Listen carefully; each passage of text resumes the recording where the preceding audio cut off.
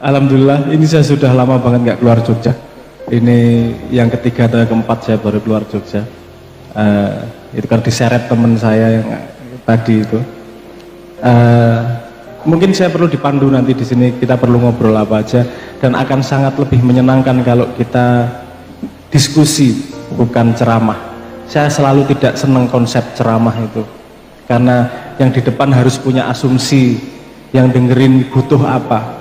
Padahal itu salah satu yang paling membuat pendidikan itu gagal, karena pendidikan berasumsi bahwa murid yang paling tahu kebutuhan si murid adalah kurikulum, bahkan guru aja nggak tahu, dan semua diseragamkan.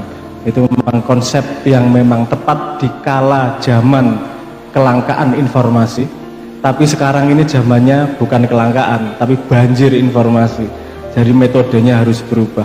Kita ngobrol yang memang faktual, yang memang tertarik aja. Jangan saya ngoceh di depan, Anda nggak ada yang tertarik, apa gunanya saya? Beri kesempatan saya untuk berguna dengan kita nanti diskusi. Pertama tadi ada pertanyaan tentang passion, bagaimana menemukan passion.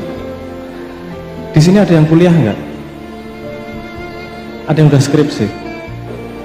Ada lulus semua skripsi.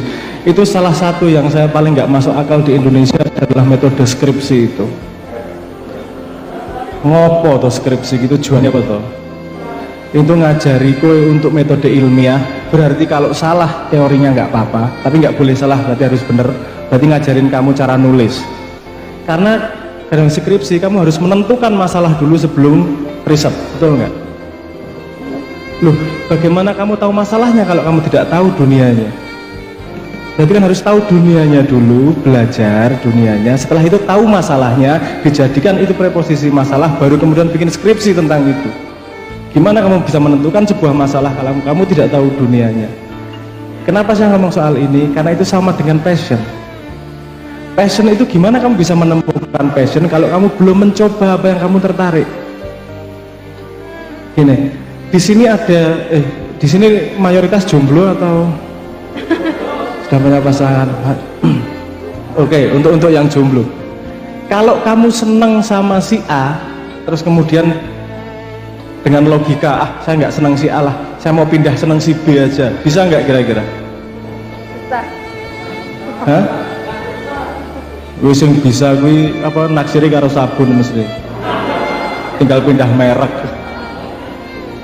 Karena urusan perasaan suka itu karena kenapa dia ngomongnya perasaan, karena dia diolah oleh hati, bukan diolah oleh pikiran.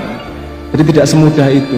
Rajanya tuh hati, pikiran itu pembantunya. Kalau si hati udah ngomong, pembantu nggak bisa ngapa-ngapain. Anda suka layang, Anda suka main, di sini ada yang main game PUBG atau main Roblox atau main Dota atau main apa? Kalau Anda mau seneng main PUBG misalnya, suruh ganti main poker, mau nggak?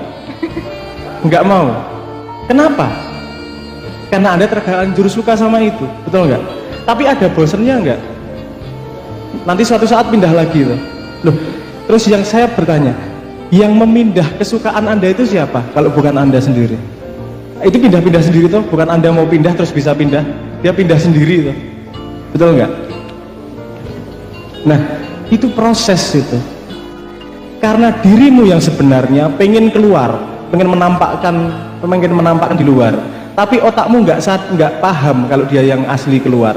Makanya kamu diberi ketertarikan macam-macam A, B, C, agar kamu belajar dari A, belajar dari B, belajar dari C. Kalau sudah belajar dari itu, kamu akan punya cukup pemahaman untuk nanti tahu apa passion kamu.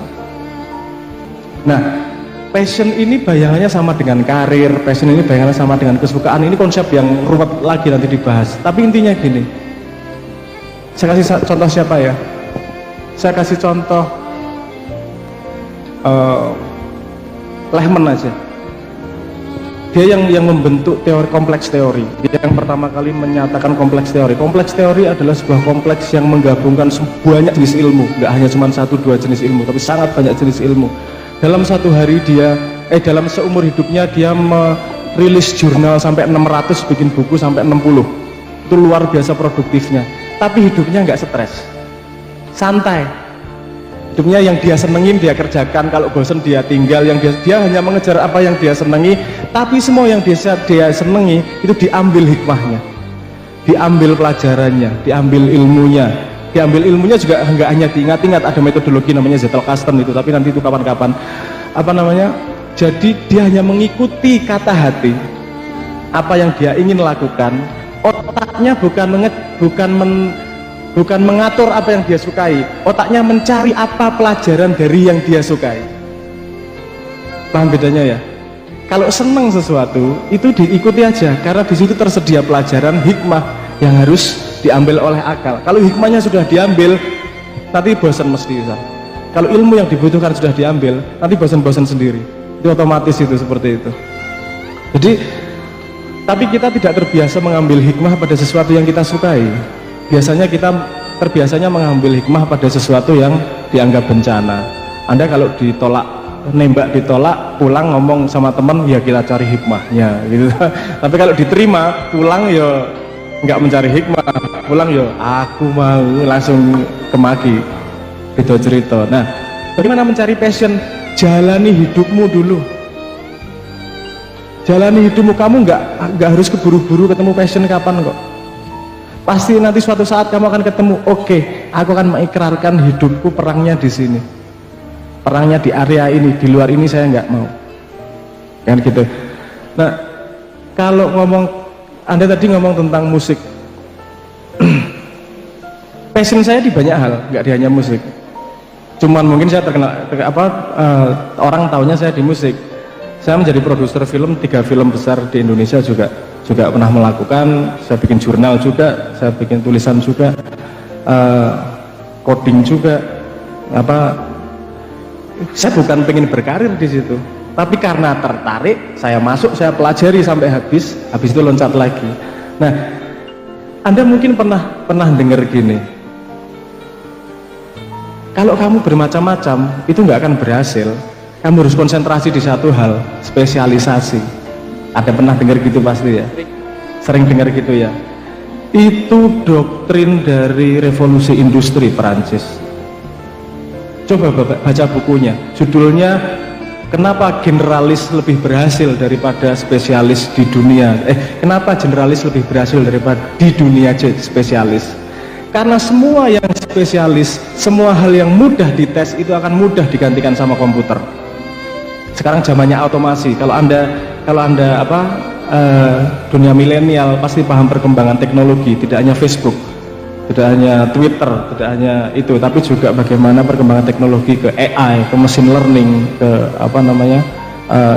hal-hal yang lebih canggih. Bagaimana komputer sekarang semakin canggih untuk bisa menggantikan manusia. Kalau manusia terlalu spesialis yang dipaksakan, dia tidak akan, potensinya tidak akan maksimal, dan dia akan mudah digantikan oleh komputer. Kehebatan manusia nomor 1 adalah komprehensi akalnya, bukan jumlah pengetahuannya. Jumlah pengetahuan itu 1 HP 64 GB itu pengetahuannya jauh lebih banyak dari orang segini dikumpulkan. 1 Wikipedia sekarang jumlahnya kalau dikumpulkan sekitar yang di Amerika itu sekitar 40 GB, Indonesia mungkin sekitar 10-15 GB cuman. 40 GB itu cukup ditaruh HP. Semua pengetahuan manusia cukup di 1 HP kalau ngomongnya jumlah. Jadi hidupmu nomor 1 kalau mau mencari passion, bukan mengumpulkan informasi, tapi mengkomprehensi informasi. Tanyakan kenapa informasi itu penting buatmu. Kalau nggak penting, buang. Kalau dia penting, kamu nggak usah menghafal, pasti ingat. Bagi urip iki santai, rasa ngoyo. Tuhan tidak mungkin menciptakan dirimu untuk sengsara di dunia. Kon santai. Manusia itu satu-satunya makhluk di muka bumi yang kalau sudah kenyang sama sudah hilang hausnya itu masalahnya nambah. Semua makhluk di muka bumi, anjing, kucing, sapi, itu kalau lapar ruwet tuh. Tapi kalau udah kenyang, masalahnya selesai. Manusia aja kalau udah kenyang, masalahnya nambah. HP-nya, pulsanya, motornya jadi nambah-nambah. Itu kenapa? Karena kita takar itu loh, kepikirannya kakean, nggak bisa hidup santai. Yang bisa diambil, nanti akan ketemu sendiri passionmu di mana. Santai. Karena ngomong musik itu tidak hanya soal nada. Musik itu apa toh? Musik itu sederhana kok. Musik itu noise yang terorganisir, itu aja. noise yang terorganisir. Anda kalau sekarang Anda misalnya di sini ada yang dengerin musik itu nggak, musik Skrillex misalnya? Nggak ada yang tahu ya. Ini modern nih, zaman modern ini. Orang-orang ngerti Skrillex? Oke. Ngertinya Blackpink mesti. Kalau Blackpink banyak yang tahu. Oke. Anda coba dengerin musik modern di belakangnya. Itu kan noise tuh. Noise yang ditata sedemikian rupa sehingga ada repetisi dan otak kita bisa menangkap maksud dari nada tersebut. Jadi bukan hanya urusan nada, tapi urusan penataan dari noise tersebut. Hanya itu. Dan ilmu itu tidak hanya berlaku pada musik, berlaku juga kepada organisasi. Apa IPNO misalnya? Apa organisasi? Hanya sekumpulan manusia yang tertata untuk menuju tujuan tertentu. Kalau dia tidak tertata, nggak ada gunanya yang namanya organisasi. Jadi ilmu musik sama ilmu organisasi juga nyambung kalau kita ngambil hikmahnya gitu. Oke, saya terlalu panjang ngomong, tapi intinya itu, menemukan passion nggak usah terburu-buru. Kamu lakukan apa yang kamu senangi dan jangan lupa ambil ilmunya, gunakan ilmunya. Nanti akan lama-lama akan terarah ke sesuatu yang lebih penting untuk diri.